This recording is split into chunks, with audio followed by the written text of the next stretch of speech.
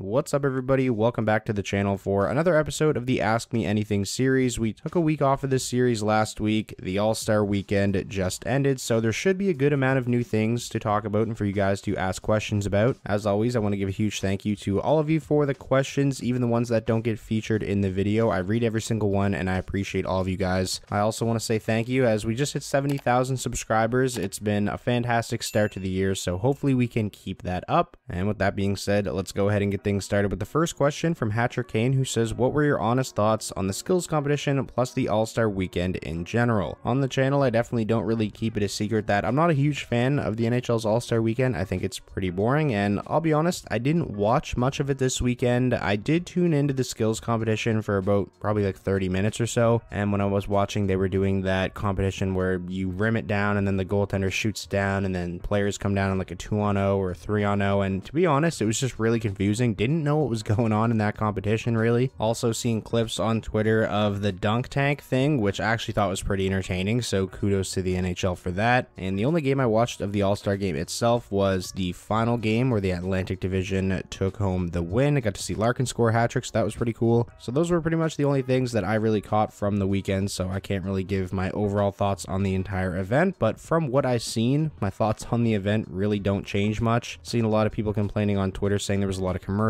and it was pretty boring as well, so I feel like it's just, you know, another run-in-the-mill, par for the course All-Star weekend. Next up, this question comes from Hayden, who says, do you think the Bo Horvat contract was good or too much for a player like Horvat? I think it's a good deal, but would love to hear your thoughts and really appreciate the support. So for those that don't know, after being acquired by the Islanders a couple of days later, Bo Horvat would sign an 8-year extension to stay in Long Island, carries an annual cap hit of $8.5 million. I believe the first 4 years of the deal has a full no-trade clause, and then the final 4 years of the deal that shifts to a 6-team no-trade list, so a modified no-trade clause. I definitely think it's a lot of money for somebody like Bo Horvat. Yes, he's having an unbelievable season, but this year's kind of an outlier for Bo Horvat in terms of production when you look at the rest of his career. Like before this season, he's only had 1 year where he's put up 60+ points. This year, he has 54 in 49 games, so he's likely going to hit it again this year, so that'll make it 2 years in his career. I don't expect Bo Horvat to continue to put up this kind of production, even really for the remainder of this season and throughout, you know, the remainder of this contract. I don't think he's a guy who's going to shoot north of 20% every single year, so I do think it's an overpay, but maybe only by like $2.5 million. I don't think this has the potential to be one of the worst contracts in the league or anything like that, but the reality is Bo Horvat makes the New York Islanders a better team, and really what choice did Lou Lamoriello have than to give Horvat this kind of deal? You gave up all those assets to acquire him, a guy who was set to become a UFA at season's end, and considering the Islanders are a team that isn't even in a playoff spot right now, this could not wind up being just a rental. Moving along now, the next question we have comes from Mamora726, who says, do you think Anthony Duclair could be a fit for the Flames? He makes $3 million for this season and the next, and has been productive on a line with Huberdeau in the past. Maybe this move sparks Huberdeau's production. I actually really like this idea. It's no secret that the Calgary Flames want to add a top 6 forward, and like you said, the connection is there with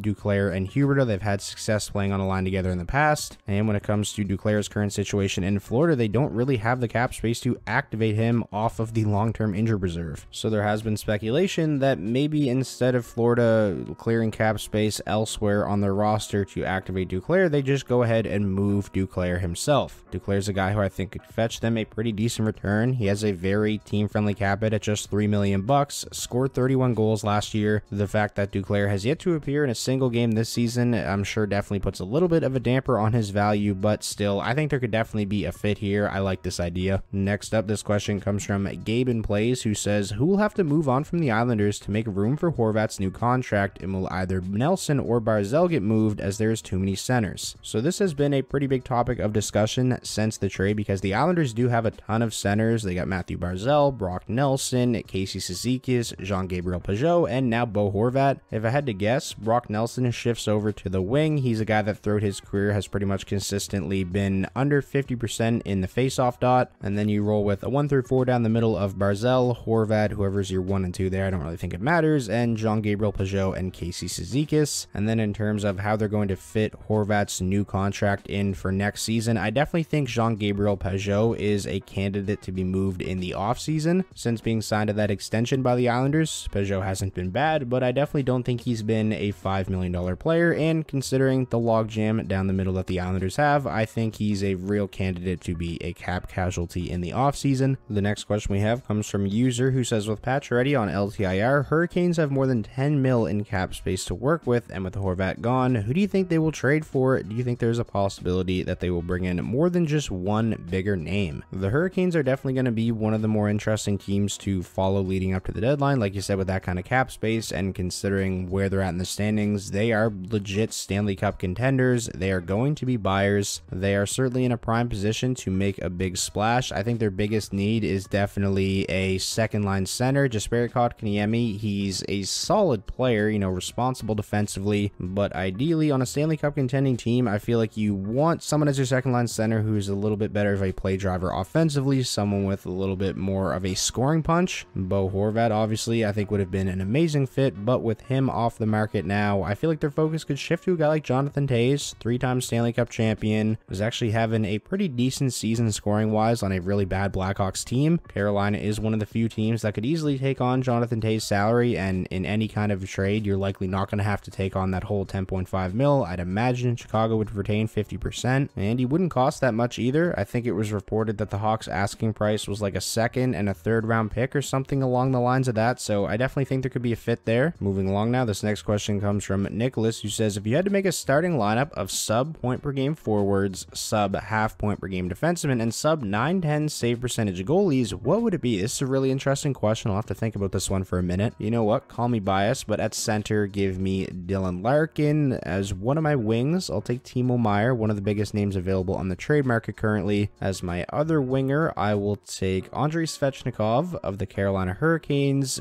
Defense, maybe a little bit harder, but as one of them, you know what? Give me rookie Owen Power. And for his D partner, let's go with Jacob Slavin. I feel like you can't really go wrong there. And as my goaltenders, as my starter, give me Karel Vejmelka. I believe he has a sub 9-10 save percentage, but on a bad Arizona team, he's having an unbelievable year. And to back up Vejmelka, I will go with Ville Husso, who has cooled off a bit, but overall I think is having a fine season still in his first year with the Wings. So my complete lineup at center, I got Larkin. On his flanks, we got Svechnikov and Meier. On the back end, we got Slavin and Power. And in net, Vejmelka and Husso. Let me know what your guys' lineup would look like. That was a really interesting question, though. I like that one a lot. Next up, this question comes from Hugh Barkhurst, who says, if any team were to acquire Timo Meier in a trade, would they essentially have to be able to / willing to extend him long term? This is a tricky one because, you know, it's a bit of a unique situation. Timo Meier is an expiring contract, but his expiry status is RFA, not UFA. So a team could technically still get him as a rental and just trade him and try to recoup some assets in the offseason. So since that is an option, I don't think a team absolutely has to be able to or willing to give Timo Meier an extension, because you're still going to retain his rights. It's not like you run the risk of losing him for nothing. The next question we have comes from the Niski Cap, who says, reaction to Washington's mini all-star break spending spree. They locked up both their prove-it deal players in Dylan Strome and Sonny Milano long-term. Strome on a 5x5 and Milano 1.9 for 3 years. I actually really like both of these signings for the Capitals, and I'm also really happy for both Strome and Sonny Milano. Like in Dylan Strome's case, he was a guy that a lot of people wrote off as a draft bust before he was traded from Arizona to Chicago, has came in this season on a prove-it deal, and for the majority of the season served as Washington's #1 center and has done a really good job in that role. And in Sonny Milano's case, this is a guy who was just never really able to find a consistent home, and just when it looked like he was, you know, putting things together in Anaheim, they decided to not qualify him, make him a UFA, wouldn't even end up signing anywhere in free agency, wound up attending Calgary Flames training camp on a PTO, would be released from that. The Caps decided to give him a chance. I believe Sonny Milano started in the AHL for Washington, wound up getting called up, and since the call-up has played great in a middle six role. $1.9 million for the kind of production Milano is given the Capitals this season, I think is fantastic value, and for 3 years, can't really go wrong. I think these are both really good deals. This next question comes from Oilers97, who says, do you think that the Nashville Predators will blow up their team in the deadline, or do you just think they're going to retool over the offseason? And really appreciate the support. So if you see my video ranking every team's status heading into the trade deadline, you would know I think it is time for Nashville to blow it up. I don't think they're going to at the trade deadline. Maybe we see them move, you know, 1 or 2 small pieces or something like that, but the majority of their, you know, big name players are on pretty large sizable contracts, and we don't usually see deals like that moved at the trade deadline. Those are more, you know, off-season deals. So if Nashville is going to blow it up, which again I think they probably should look to move some of their big name players, I think those deals come in the off-season, maybe at the draft or something like that. This next question comes from Cole Bragg, who says, if you keep up with basketball at all, what do you think of the Kyrie Irving trade? I know I'm probably going to get some comments saying, oh, I don't come here for basketball, I come for hockey. But hey, there was a lot of questions asking me about this on the post, so I'll quickly answer it. I actually think the Nets did really well in this deal for not having much leverage. You get two quality role players in Dinwiddie and Dorian Finney-Smith, and that 2029 first-round pick could wind up being absolutely huge. With how often star players move around in the NBA and how teams can, go from being a contender one year to being in the basement of the league the next, that could wind up being, a top pick. Who knows, right? And for the Mavericks, yeah, you paid a steep price, but you had to give Lucas some help. Like, there was a game, I think it was like maybe 1.5 weeks ago, where he literally put up like 50 plus points, and the second highest score on the team had 12 or something like that. He needed some help, and that's exactly what they did. You go out and you get, one of the best one-on-one scorers in the league, a ball handler, so Luka doesn't have to have the ball in his hands every possession, can,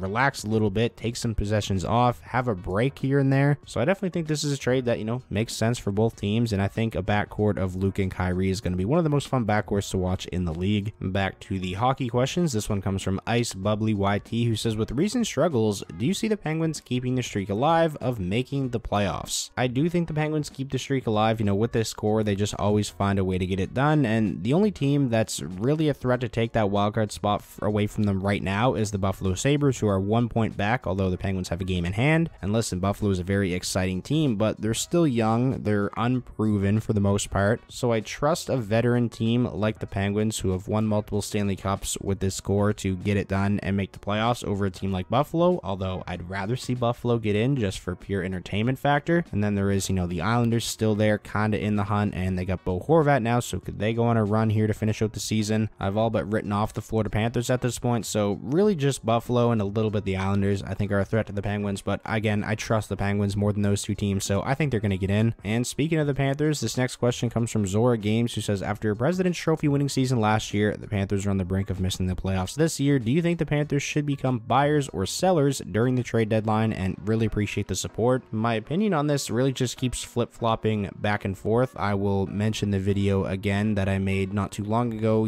kind of ranking every team on a tier list in terms of their status heading into the deadline. In that video, I believe I ranked the Panthers as buyers, but now I'm kind of somewhere in the middle where I just don't think they should do anything. I feel like it would be foolish to, have some kind of fire sale and sell off a bunch of assets and make your team worse because you don't have your own first round pick. That's just helping out Montreal if you do that. And I also don't think the team's in a position as to where Florida should go out and spend a bunch of future assets, the little that they have left to, get rentals to try to make a push for the playoffs, right? So I think they should kind of just stand pat, maybe make a couple of moves like trade a guy like Anthony Duclair or something like that. But yeah, it's really tough. They're just in a weird position. Honestly, at this point, I feel like a successful season for Florida just looks like Montreal not getting Connor Bedard with the draft pick they got from Florida. And now for the final question of this week's episode, this one comes from The Tank, who says, do you think Timo Meier will actually be traded at the deadline? We've seen San Jose not make the right decision and just extend their guys. An example was last year with Hertl, where he was linked to Boston and then he re-signed for 8 years. Also, really appreciate the support. I really can't see the Sharks making the same mistake here. You have to embrace the rebuild at this point, especially with Bo Horvat off the market now. Timo Meier is probably the biggest name available. I definitely think he's the best player available. There should be a ton of teams vying for him. It could turn into a bidding war. I could see San Jose getting some pretty serious trade offers for him, ones that would really help, kickstart this rebuild and get them going in the right direction. So I think they'd be foolish not to trade Timo Meier. I'd be surprised if they decide to hold on to him, to be honest. So that is going to wrap up this week's episode of the Ask Me Anything series. As always, huge thank you to every single one of you who took the time to come up with a question and leave it on the post. Even the ones that don't get featured in the video, just know I read every single comment and I appreciate all of you guys. If you guys enjoyed this episode and you want another one next week, be sure to leave a like. That is the best way to show your support. And most importantly, if this was your first time checking out the channel and you want more NHL content just like this all year long, be sure to hit that subscribe button and I will talk to you all soon.